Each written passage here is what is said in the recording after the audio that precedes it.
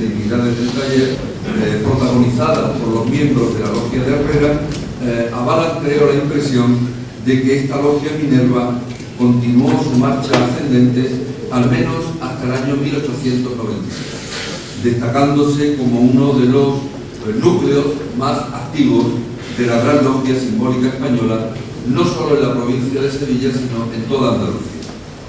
Y esto lo confirma además un hecho realmente excepcional, como fue la fundación el 4 de abril de 1892, en esta misma localidad de Herrera, de una nueva logia, pero de una logia constituida exclusivamente por mujeres. Un taller que adoptó el nombre de la Logia Audacia número 90, logia femenina de Herrera, que fue una de las contadísimas de tal carácter que existieron no solamente en la Andalucía, sino en la España del siglo XIX. En la España del siglo XIX lo habitual fue la existencia de lo que se llamaban las cámaras de adopción. ¿Qué era esto? Pues unos organismos dependientes de una logia masculina a la que podían pertenecer algunas mujeres que querían ingresar en la masonería. Eran en realidad órganos dependientes de una logia masculina, pero no eran una logia femenina. La Audacia de Herrera, por el contrario, fue una logia perfectamente regular, dependiente de la gran logia simbólica, de sus casi 20 integrantes conocidas, a tenor de la información que hemos podido manejar, pues eran básicamente esposas, hermanas e incluso hijas de los masones de Herrera, miembros de la logia Minerva. Los que aparecen allí como lobetón o lobetona, en realidad son niños, hijos de masón, que son aceptados por una logia. En las logias, a pesar de lo que a veces puedan haber leído, se celebraban bautizos, se celebraban bodas, se hacían funerales, se celebraban conferencias, etc. Lobetones eran hijos de masón que este masón presentaba a sus hermanos, miembros del taller, y que de alguna manera quedaban como adoptados, ¿no?, por el taller. Los nombres simbólicos, el nombre simbólico es un rasgo muy peculiar de la masonería española. Vamos a ver, no es lo que la policía franquista decía que eran los alias. Es algo muy original y muy peculiar de la masonería española. Los masones, cuando se inician, cuando un neófito, cuando un no masón ingresa en la masonería, después de pasar, digamos, una serie de vocaciones, entre todos los miembros del taller al que quiere solicitar, en la ceremonia de iniciación es un rasgo peculiar de la masonería española el que el nuevo masón reciba un nombre simbólico, que no es ningún alias para ser conocido entre los masones, sino que es la asunción por parte de ese nuevo masón de una figura histórica, de una virtud que se convierte para el nuevo masón en una especie de ideal de vida a seguir. Esto es algo muy interesante porque una de las formas que tenían los masones para ascender de grado, para pasar de aprendiz a compañero, a maestro, etc., era que ese nuevo masón estudiara la vida de la persona cuyo nombre simbólico llevaba, pues Garibaldi, Newton, Jesucristo. Cuando este nuevo masón había estudiado a ese personaje, ofrecía una conferencia a sus hermanos,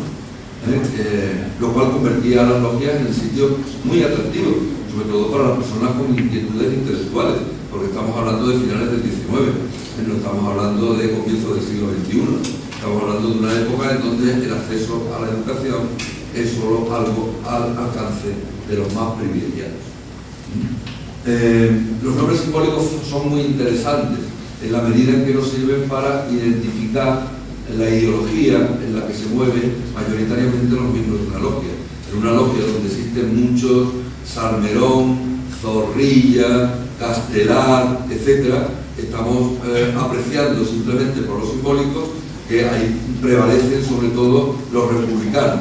No es lo mismo que una logia en donde aparecen Proudhon, Kropotkin, Bakunin, Lenin, donde nos está indicando que mayoritariamente pues, se observan esos nombres simbólicos utilizados por las señoras de la logia Audacia de Herrera, nos hablan de los ideales políticos y de la ideología y valores que defendían. Precursora, sin duda, y adelantada a su tiempo. Libertad, igualdad, paz, fraternidad, república, revolución. Ideales y compromisos cívicos que, curiosamente, ni siquiera muchos masones acertaban a entender que las mujeres, a finales del siglo XIX, pudieran abrazar. Curiosamente, según se recoge en el boletín de la Gran Logia, la noticia de que en Herrera, también les diré que la masonería pasa por ser una asociación secreta y desde mi punto de vista es una de las asociaciones más indiscretas que han existido en el mundo.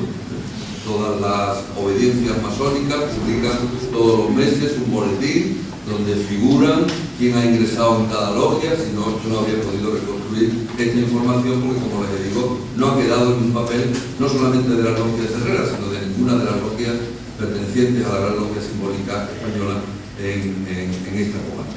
Una información donde las logias enviaban sus escritos,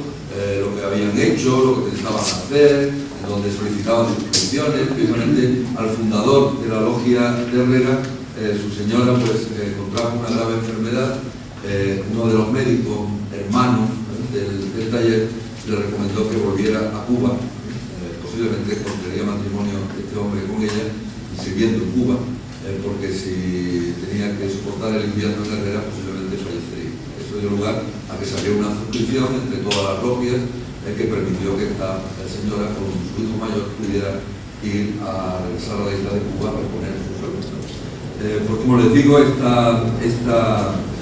curiosamente, fíjense, según se recoge en el boletín de la Gran Logia Simbólica Española, la noticia de que en Herrera se había formado una logia de mujeres con el nombre de Audacia llegó incluso a ser duramente criticado en una publicación masónica editada en la isla de Cuba, ante lo cual el gran maestre Isidro Villarino decidió publicar en su revista, en el Boletín de Procedimientos, un artículo en defensa de las mujeres masonas de Herrera, del cual le voy a leer algunos párrafos. Decía así: precisamente hoy que todas las escuelas piensan ya con detención en el porvenir de la mujer, precisamente hoy que todo el elemento pensador del universo se dedica a estudiar el medio de reconocerle a la mujer sus indiscutibles derechos, se le ocurre a los masones cubanos censurar el paso dado en uno de los rincones más supersticiosos y más fanáticos de nuestra península por entusiastas mujeres que con más dedicación y audacia que los mismos hombres enarbolan la bandera de su redención y audazmente soportan las iras de la clericalla católica, apostólica y romana. Y lo que no se ha hecho en muchas ciudades por los hombres, estas heroicas mujeres, a los pocos meses de constituidas en logias, colocan la primera piedra del edificio que en Herrera, en esa localidad de Sevilla, dedican ellas a su templo y escuelas laicas.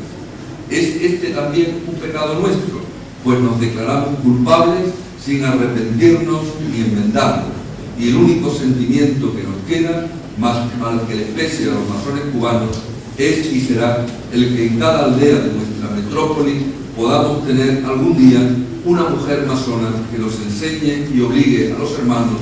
a tener las energías suficientes y el valor necesario para combatir de veras nuestros encarnizados enemigos. Cesemos pues las luchas bizantinas que entre los de esta familia sostenemos, como sostienen y atizan los masones cubanos.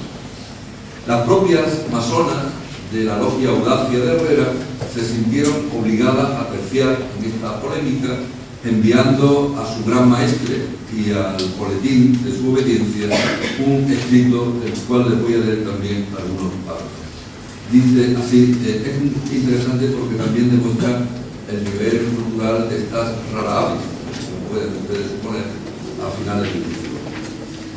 Júbilo y tristeza nos ha causado la lectura del número 47 del Boletín de Procedimientos de vuestra digna dirección.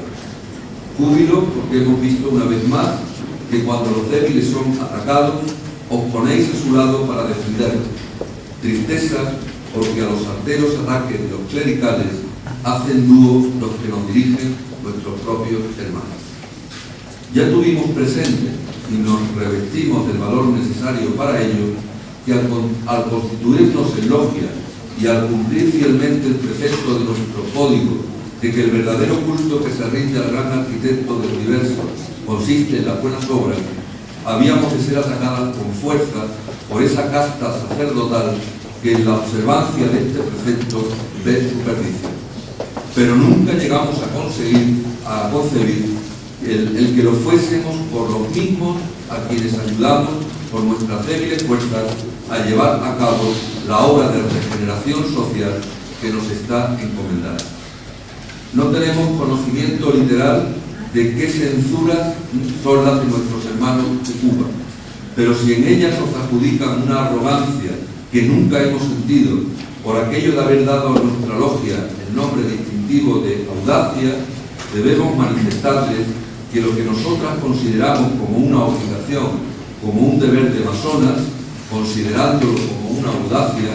fue a instancia de los queridos y respetables hermanos Peral y Pizarro del Topalles, que asistieron al acuerdo que tomamos de formarnos en logia, y son ellos quienes designaron el nombre con que se nos distingue. Nuestra logia está más necesitada de ayudas que de censura, y si el tiempo que tan lastimosamente pierde la gran logia en censurarnos parándose en pelillo